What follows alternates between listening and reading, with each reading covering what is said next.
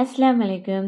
ஹைதராபாத் பிரியாணிக்கு டஃப் குடுக்குற மாரி ஒரு சூப்பர்வான சிக்கன் பிரியாணி 1/2 கேஜில எப்படி பண்ணலாங்கிறத குயிக்கா பார்த்துடலாம். நம்ம சேனலை ஃபர்ஸ்ட் டைம் பார்க்காத மறக்காம சப்ஸ்கிரைப் பண்ணுங்கள். பிடிச்சிருந்தா லைக் பண்ணுங்கள்.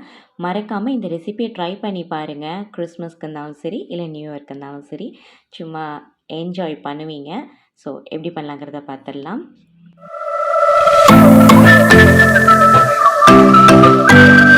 பிரியாணி மசாலா ரெடி பண்ணிடலாம். பட்டை, கிராம்பு, ஏலக்காய் எல்லாமே 5 துண்டு போல் எடுத்திருக்கேன். கூட கல்பாசி எடுத்திருக்கேன். 4 டேபிள் ஸ்பூன் அளவுக்கு மல்லி, 2 டேபிள் ஸ்பூன் அளவுக்கு ஜீரகம், பெருஞ்சீரகம், மிளகு எல்லாத்தையுமே நல்லா வறுத்துட்டு மல்லி வாசம் வந்ததுக்கப்புறம் நல்லா எடுத்துடலாம். அதை ஆற வச்சுட்டு இப்படி ரொம்ப ஃபைனாக இல்லாமல் லைட்டாக குறைன்னு அரைச்சி எடுத்துக்கணும். இப்போ நான் 3/4 கேஜி சிக்கன் எடுத்திருக்கேன். 1/2 கேஜி ரைஸுக்கு 3/4 கேஜி சிக்கன் எடுத்திருக்கேன். பெரிய சிக்கனாக இருந்தால் நீங்கள் 1/2 கேஜிலே போட்டுக்கோங்க. 3 டேபிள் ஸ்பூன் அளவுக்கு மசாலா, 2 டேபிள் ஸ்பூன் அளவுக்கு இஞ்சி பூண்டு பேஸ்ட்டு, 1 டேபிள் ஸ்பூன் அளவுக்கு தயிர், கொஞ்சோண்டு உப்பு, நல்லா காரமாக இருக்கிறதுக்காக 2 டேபிள் ஸ்பூன் அளவுக்கு மிளகாத்தூள், 1 டேபிள் ஸ்பூன் அளவுக்கு மஞ்சத்தூளை எடுத்து நல்லா பெரட்டி ஒரு 1/2 அன் ஹவர் விட்டுருங்க. 1/2 அன் ஹவர் ஆனதுக்கப்புறம் ஏதாவது சன்ஃப்ளவர் ஆயில் இல்லைன்னா தேங்காய் எண்ணெயில் நீங்கள் அப்படியே லைட்டாக ஷாலோ ஃப்ரை பண்ணி எடுத்துக்கோங்க.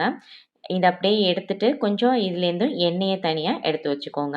இப்போ மிச்சம் இருக்கிற எண்ணெயிலே மேங்கொண்டு நம்ம நெய் விட்டு அது கூடவே பட்டை, கிராம்பு, ஏலக்காய், 4 பல்லாரி வெங்காயத்தை பொடியாக கட் பண்ணி இப்போ அரிசிக்கு தேவையான உப்பு சேர்த்து காரத்துக்கு தேவையான மிளகாய் சேர்த்துக்கோங்க. 2 டேபிள் ஸ்பூன் அளவுக்கு இஞ்சி பூண்டு பேஸ்ட்டு நல்லா வதங்கினதுக்கப்புறம் காரத்துக்கு தகுந்த மாதிரி மிளகாத்தூள், அது கூடவே மஞ்சத்தூள், 3 தக்காளியை நல்லா ஃபைன் பேஸ்ட் பண்ணி அந்த மிக்ஸி ஜார்லேயும் தண்ணி ஆட் பண்ணி சேர்த்துருக்கேன். 4 டேபிள் ஸ்பூன் அளவுக்கு தயிர், அது கூடவே மசாலாவையும் போட்டு கொஞ்சோண்டு மசாலா எடுத்து வச்சுக்கோங்க. இப்போ இது நல்லா வதங்கினதுக்கப்புறம் நம்ம ஃப்ரை பண்ணி வச்சுருக்கோம் இல்லையா சிக்கனு, அதையும் இது கூட ஆட் பண்ணிக்கோங்க. இப்போ நம்ம ஃப்ரை பண்ணி வச்சுருக்கிற சிக்கன்லேயே நம்ம மசாலா தடவி வச்சுருந்தோம் இல்லையா, அந்த ஏனத்தில் 1 டம்ளர் அளவுக்கு தண்ணி விட்டு நல்லா ஃபஸ்ட்டு சேர்த்து பாருங்கள். உங்களுக்கு மசாலா பத்தலைன்னா மேங்கொண்டு 3/4 டம்ளர் அளவுக்கு தண்ணி விட்டு எல்லாத்தையும் கலந்து அப்படியே லோ ஃப்ளேம்லேயே வேக விட்டுருங்க. இப்போ இதுக்கடையில் நம்ம அரிசி ரெடி பண்ணிடலாம். 2 பே லீஃபு, அது கூடவே 1 ஸ்கூப் அளவுக்கு நான் கல் உப்பு, கொஞ்சமாக சாஜி ஜீரா, கூடவே பெருஞ்சீரகம் சேர்த்துருக்கேன். நம்ம ஃப்ரை பண்ணி வச்சோம் இல்லையா, அந்த ஏனத்தில் கொஞ்சம் எண்ணெய் தங்கியிருக்கும். அந்த எண்ணெயை நான் ஆட் பண்ணிக்கிட்டேன். மல்லி, புதினா, அது கூடவே நான் பாண்டா லீஃப் சேர்த்து மூடி வச்சு நல்லா தளபுலாண்டு கொதிச்சு வந்ததுக்கப்புறம் 1/2 மணி நேரத்துக்கு முன்னாடியே நான் வாஷ் பண்ணி ஊற வச்ச பாஸ்மதி ரைஸே சேர்த்துருக்கேன். இப்போ ஈவனாக வந்ததுக்கப்புறம் 3/4 பதம் அரிசி வெந்தோடனே நல்லா ட்ரெயின் பண்ணிவிட்டு நம்ம அந்த கோழி இருக்கிற மசாலா கூட சேர்த்து மேலே மல்லி, புதினா விட்டு கூடவே நம்ம எடுத்து வச்சுருக்க மசாலாவையும் ஆட் பண்ணிக்கலாம். 2 டேபிள் ஸ்பூன் அளவுக்கு நான் வெண்ணெய் எடுத்திருக்கேன். நீங்கள் நெய் கூட எடுத்துக்கோங்க.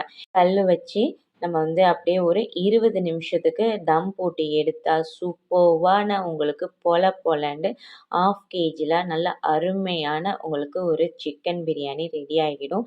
வீடே மணக்கும். அது அப்படியே உங்களுக்கு கிண்டும் போது உடஞ்சிரும், அந்த ரைஸ் உங்களுக்கு உடையாமல் வேணும் அப்படின்னா இந்த மாதிரி ஒரு பெரிய சஹனில் அப்படியே கவுத்தி எடுத்து பாருங்கள். சும்மா பொலன்னு கொட்டும், அப்படியே வீடே மணக்கும். இந்த மாதிரி பிரியாணி கண்டிப்பாக ட்ரை பண்ணி பாருங்கள். திரும்ப திரும்ப செய்வீங்க. 1/2 அன் ஹவரில் ஒரு சூப்பரான பிரியாணி ரெடி ஆகிடும். கண்டிப்பாக ட்ரை பண்ணி பாருங்கள்.